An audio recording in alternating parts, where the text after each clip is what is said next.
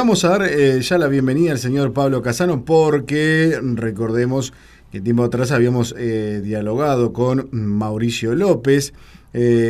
Para tener en cuenta, él es un laico ignaciano, secretario ejecutivo interino de la Conferencia Eclesial de Amazonia, y estuvimos hablando un poco también de lo que es la promoción que lleva adelante de la Asamblea Eclesial para América Latina y el Caribe. Y hoy tenemos el agrado también de poder dialogar junto a Pablo Casano con Carlos Ferré, que es abogado, fue diputado nacional también con mandato cumplido, y vamos a hablar un poco también con él sobre la Asamblea Latinoamericana. Pero ante todo le damos la bienvenida a Pablo. Pablo, ¿cómo estás? Buen día. Hola, buen día Matías, buenos días a la audiencia de la radio, a Carlos que ya también está conectado con nosotros.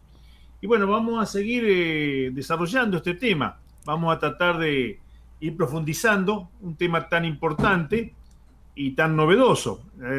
Eso quiere decir que un tema novedoso requiere de mucha reflexión y de mucho masticarlo. Así que le vamos a pedir a Carlos que, además de las condiciones que vos le has descrito, es compañero nuestro de Generación Francisco, Exacto. fundador de Generación Francisco, y es un estudioso de la doctrina social de la Iglesia y un docente de la doctrina social de la Iglesia. Buenos días, Carlos, ¿cómo estás? ¿Qué tal? Buenos días, Pablo. Buenos días a la audiencia de Radio Corazón. Adelante, Bueno, Matías. sí, no, en el comienzo simplemente, ya lo habíamos escuchado a Mauricio hace un tiempo atrás, pero compartir también desde la palabra de Carlos a la importancia de esta Asamblea Latinoamericana, como para comenzar. Bueno, la verdad que creo que es una noticia muy buena para todos los católicos latinoamericanos. Los que tuvimos la suerte de vivir el Concilio Vaticano II, que fue realmente un momento de gracia para toda la Iglesia Universal, y que para nosotros que éramos muy jóvenes en ese momento fue un momento también que nos marcó a fuego, ¿no es cierto? Nos marcó porque vimos a los obispos de toda la Iglesia del mundo reunidos en Roma, proyectando un futuro para una iglesia que necesitaba en ese momento lo que Juan XXIII había llamado un ayornamiento, ¿no es cierto? Bueno, de ponerse al día, como quien dice. Bueno, y yo creo que lo que está haciendo Francisco en este momento, con este llamado a una asamblea de todos los católicos de América Latina, es también un ayornamiento, ¿no es cierto? Es un ponernos al día. Así que me parece una cosa extraordinaria esto. En fin, realmente me parece una excelente noticia. Claro, Carlos, bajo esta idea de caminar juntos en esta nueva asamblea, ¿no? De Sí, poder a incluir a ver, todos los cristianos.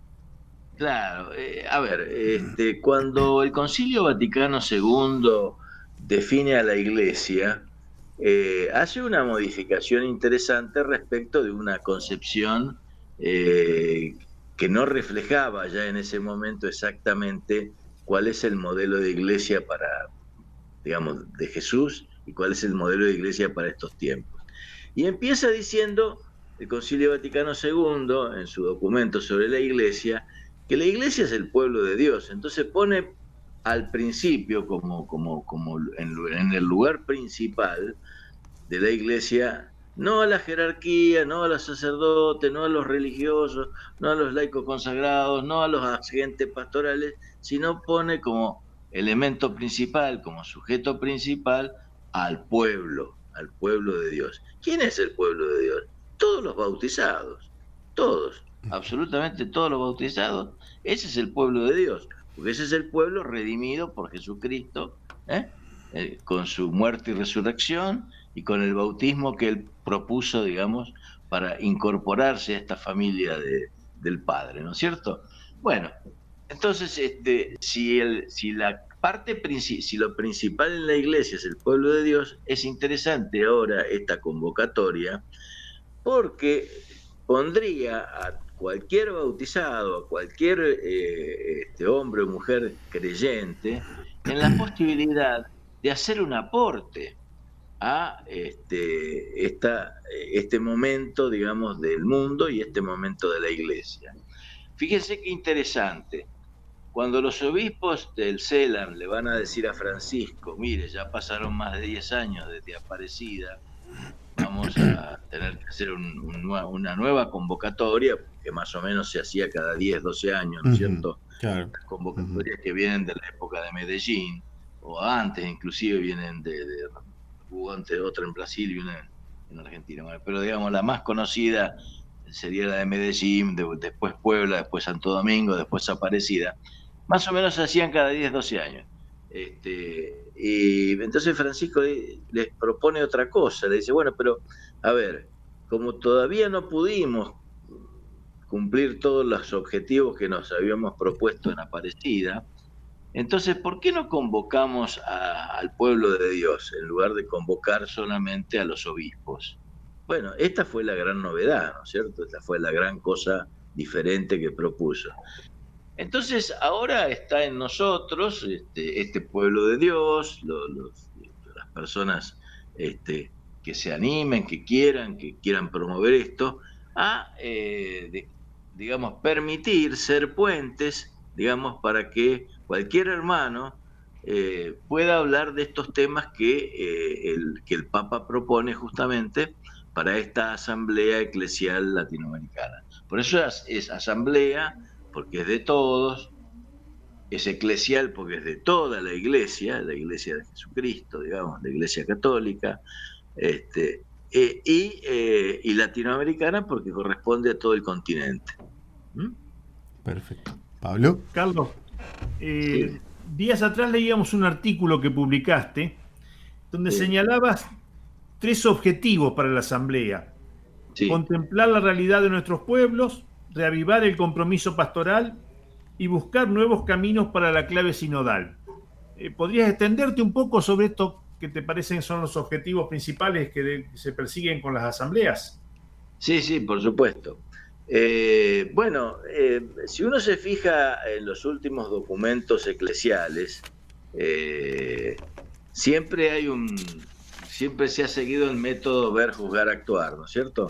Lo primero que se hace es, digamos, ver la realidad, ver en qué realidades estamos viviendo.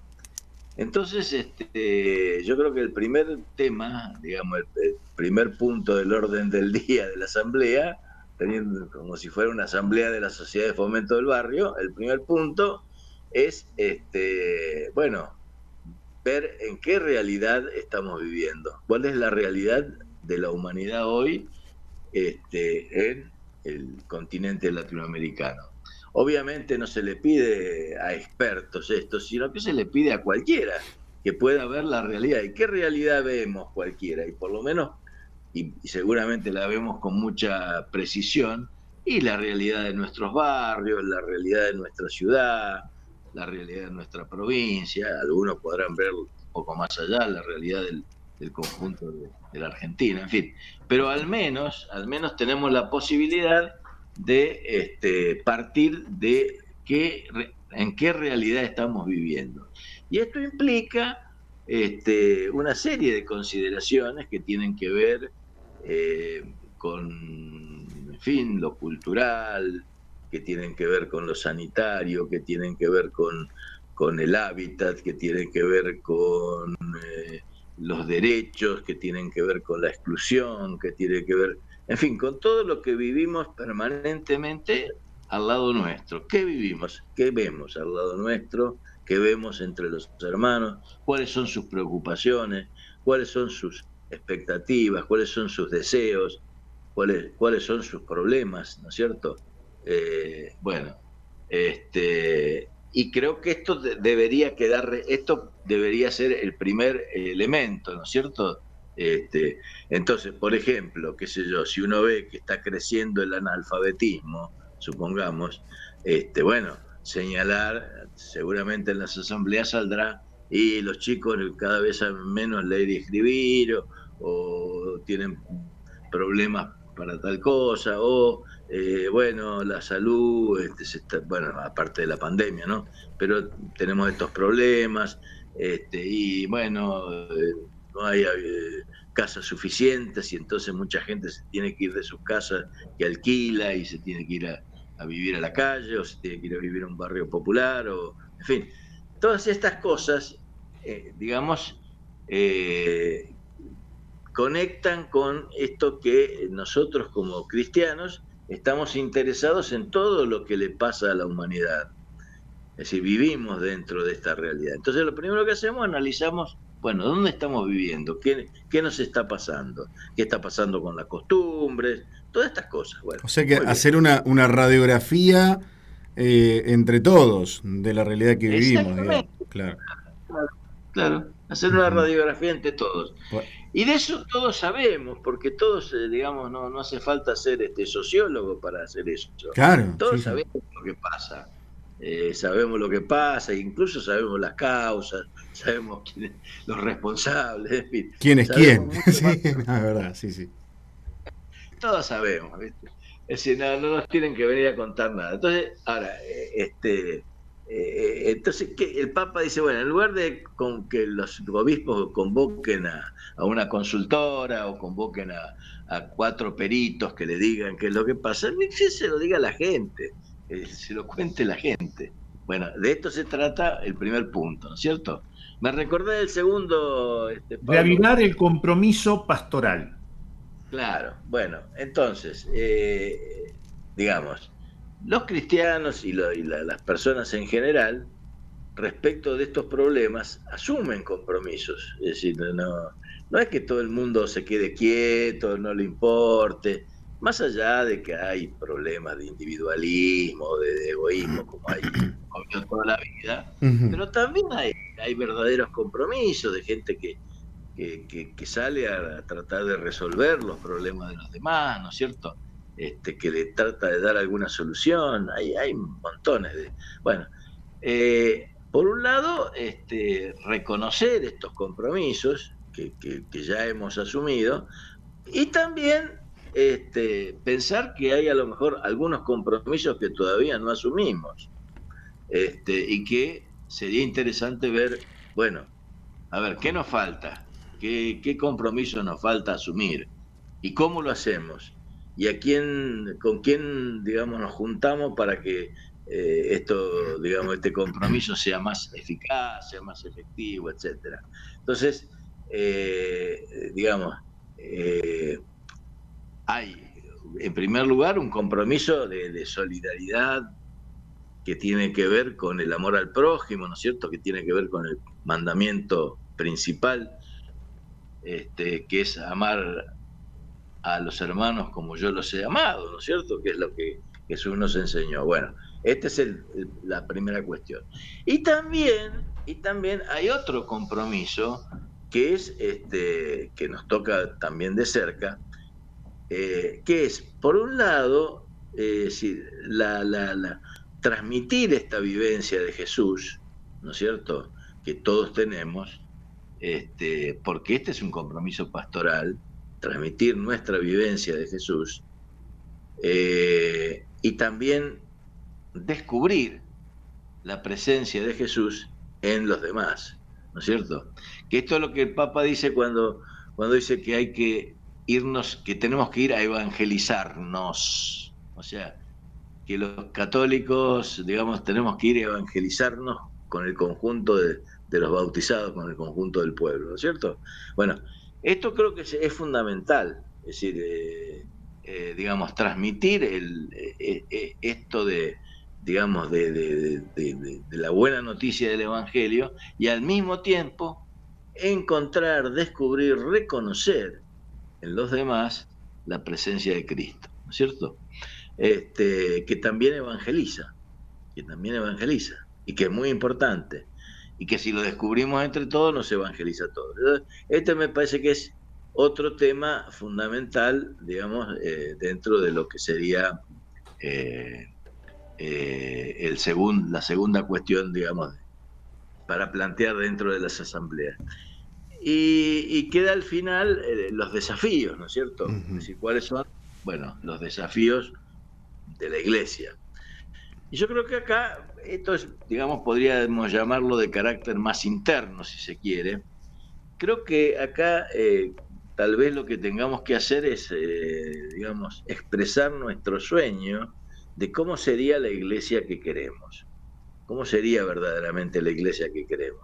Es decir, porque siempre, digamos, el ideal de perfección está presente, ¿no es cierto? Ser perfectos como tu padre, como vuestro padre es perfecto. Bueno, muy bien. Este ideal de perfección hay que llevarlo al plano de lo colectivo, al plano de lo eclesial. Y entonces, en lugar de decir acá siempre se hizo así, uno tendría que decir acá siempre tratamos de hacer este mandato de ser cada vez más perfecto como nuestro Padre es perfecto. Y bueno, y ahí empezar a buscar, digamos, qué cosas se pueden mejorar. Exactamente, Carlos, te interrumpo ahí porque justamente un oyente nos dice, bueno, ojalá el padre, digamos, pone un sacerdote, nos reúna a trabajar para esta asamblea, y se podría cambiar eso y que el laico también incentive a reunirse y poder trabajar en esta asamblea, ¿no? Poder participar. A ver, a mí me parece que, a ver, la convocatoria, o sea, digamos, toda asamblea necesita una convocatoria, ¿no? Entonces, que la sociedad de fomento, en el club, la comisión directiva se reúne, hace una convocatoria y la fija en las paredes para que los socios se enteren. Acá eso ya está hecho, ya lo hizo el Papa. Exacto. O sea, no hace falta que lo haga el obispo, el cura, el monaguillo, ya está, ya se hizo y ya fue publicado por el CELAM, que sería el máximo organismo para América Latina, digamos, de coordinación pastoral. Entonces, esto ya está hecho, la convocatoria está hecha. Entonces, ¿qué quiere decir esto? A ver, hagámoslo sencillo, sin solemnidades, digamos. Es decir, toda reunión de cristianos, ¿no es cierto?, que puede empezar en una familia, que puede empezar entre dos familias, que puede empezar en una charla después de un asado, qué sé yo, es decir, pero que dicen, che, vamos a charlar de estos temas, vamos a conversar sobre estos temas, se transforma de por sí en una asamblea eclesial, si es que se hace con la voluntad de hacer un aporte a esto que el Papa nos ha pedido. Entonces, bueno, si se sacan conclusiones, si se sacan, en fin, digamos, ideas entre todos, etcétera. Bueno, hay después un buzón que se ha creado a nivel latinoamericano donde se puede mandar todo esto. Entonces lo puede hacer cualquiera en realidad, porque la convocatoria a la asamblea ya está hecha. No nos podemos juntar todos juntos porque seríamos millones, entonces nos podemos juntar de a poquito. Encima con la pandemia y desde las 0 horas del viernes parece que no podemos ser más de 20, creo, no sé, al aire libre, bueno, fenómeno. Entonces, en fin, aprovechar toda reunión, toda reunión de comunitaria, o invitar a lo que sea, la puede hacer cualquiera, porque la convocatoria está hecha. Y si se habla de esto, es más, hasta se podrían mandar ideas, está previsto que si alguien lo quiere hacer por su cuenta, solo, sin hacer ninguna asamblea, hay en el buzón un apartado para las ideas particulares, pero tratemos de hacerlo comunitariamente. Claro, sí. Entonces, me parece que bueno, que de esta manera vamos a hacer realmente es decir, es la forma que se haga. Después, por supuesto, yo espero que todos los párrocos, los capellanes, los obispos, todos hagan todo el esfuerzo posible para convocar a la mayor cantidad de gente. Pero lo interesante que dice Francisco es que acá tiene que participar todo el mundo. Claro. Y sobre todo los que, digamos, son menos considerados. ¿Por qué? Porque él insiste varias veces, 3 veces dice en la convocatoria, en una convocatoria que duró 2 minutos 20, el video, que no sea de las élites. ¿Qué quiere decir esto? Que si nos convocamos entre nosotros los conocidos, digamos, los que vamos todos los domingos a misa, está bien, pero va a salir una cosa también más reducida, digamos, menos variada, con menos matices. ¿Por qué? Y bueno, porque de alguna forma, más o menos, todos pensamos lo mismo. No se trata, digamos, de pensar todo lo mismo, de preguntarle al cura, bueno, ¿qué hay que decir para quedar bien? Claro. ¿Qué tenemos que poner para quedar bien? No, hay que decir lo que uno piensa realmente, lo que el Espíritu Santo nos inspire. Yo creo que eso es lo más importante, ¿no es cierto? Bueno, por eso me parece que se da la posibilidad de que sea de todas estas maneras. Y yo creo que van a ser bien recibidas, estoy seguro que van a ser bien recibidas y que el Papa apunta a esto, ¿no? Apunta justamente a que no sea una cosa de los que están siempre en estas cosas, sino justamente de los que no están siempre en estas cosas que, Totalmente. Ujú. que nos pueden dar muchos elementos. Y por ejemplo, yo decía, a ver, dentro de las expectativas que se pueden plantear de una de cómo es yo tengo una, por ejemplo, si yo estuviera en una asamblea de esta, diría, estoy preocupado por la catequesis. Bueno, por ejemplo, por ahí no diría catequesis porque no sé si se entiende la palabra, si la entiende cualquiera, entonces la tengo que decir de otra manera. Estoy preocupado por la enseñanza cristiana Ujú. que se da a los chicos. ¿Y por qué? Y porque, qué sé yo, cuando yo hice el catecismo era más sencillo, porque ahí había que aprender una serie de preguntas y una las respondía bien, las sabía de memoria, ya estaba. Con eso, en ese momento de la historia de la iglesia estaba bien, de esa manera. O se pensaba que con eso alcanzaba. Después se fue cambiando, se fue cambiando, se fue cambiando. Y yo me parece que ahora, si yo tuviera que ser catequista, tendría que pensar muy bien qué tendría que hacer para ser catequista. Es decir, qué tendría que enseñar, qué tendría que transmitir para que realmente, como decía también el Papa Benedicto, el, el hecho de la fe, de ser cristiano, no sea adherir a una serie de normas, sino un encuentro personal con Cristo. Y yo creo que lo más importante de la catequesis sería eso, cómo transmitir un encuentro personal con Cristo a los chicos que van a tomar la primera comunión o que se van a confirmar, para que arranquemos bien. Después irán aprendiendo las demás cosas, pero para que arranquemos bien, yo digo, bueno, a ver, ¿cómo se le enseña a los chicos a conocer a Jesús, a conocer a la Virgen, a querer a Jesús, a querer a la Virgen? Y a mí me preocupa esto porque yo noto, por ejemplo, hace unos años, hace ya unos años atrás, una sobrina mía me decía, mirá, tío, en la universidad los chicos no conocen absolutamente nada. Y era una universidad católica. Claro, mira. Y no saben nada, dice, no saben nada. Bueno, sos una exagerada, le decía yo. Vos decís que no saben nada porque vos sos de la Acción Católica, entonces como vos sabés. No, tío, me decían, no saben, no saben. ¿Pero qué no saben? No saben quién es Jesús, no saben quién es José, no saben quién es María, no saben qué pasó, no saben. Pero esos chicos fueron a colegios católicos, sí, sí. Y entonces, ¿pero qué pasó entonces? ¿Qué nos pasó? ¿Qué nos pasó? Porque será que también como se olvidaron de geografía o de física o que como se olvidaron de tantas cosas que les enseñaron en el secundario, también se olvidaron de estas cosas porque no les llegó, porque no les tocó el corazón, porque no les interesó, porque, no sé, algo pasó. Bueno, ese algo tenemos que resolverlo, tenemos que buscarlo.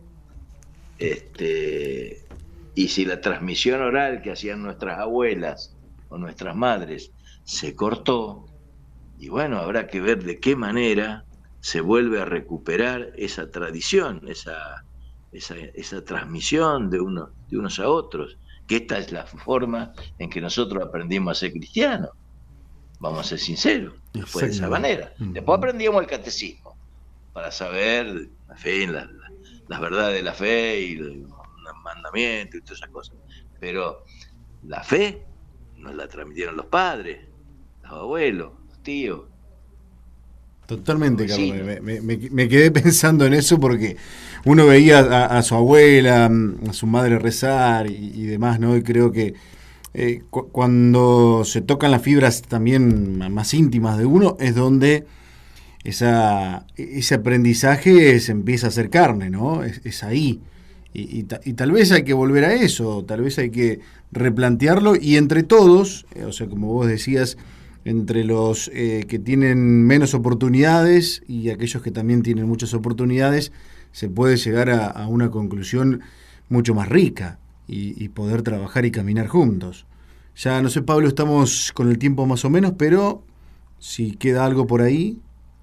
Bueno, como vos sabés, Matías, y también sabe la audiencia de Radio Corazón, el Papa Francisco nos agradeció los mensajitos con un video muy interesante. Lo hemos difundido, lo hemos pasado por aquí por la radio. Pero la segunda parte del video me parece que va en paralelo con esto que hemos estado hablando. No sé, Carlos, ¿qué te parece esas reflexiones de Francisco relativas a este mismo tema y que nos dirigió a todos los de Generación Francisco y a todos los argentinos?